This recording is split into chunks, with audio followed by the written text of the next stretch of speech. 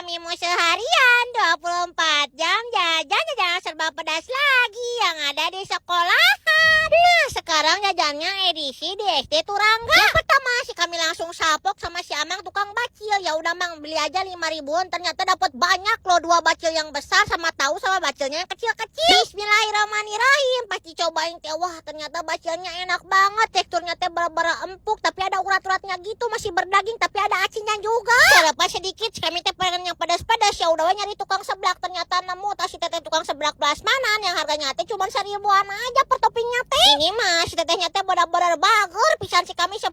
Ini udah dapat telur, dapat batagor, dapat kerupuk, wah pokoknya mah segala ada di sini mah. Pasti cobain teh, wah ini mah tipe seblak favorit si kami. Si kencurnya teh kerasa walaupun pakai telur juga, jadi nggak nutupin rasa seblaknya. Di depan gerbang sekolah banget si kami nemu si teteh tukang suki yang digoreng gini. Ya udah teh skema beli aja 3.000-an, 3.000-an, 6.000-an, satunya teh coba 2.000-an aja. Jejelia singa coba dekan. Iyo teh meningan pisan.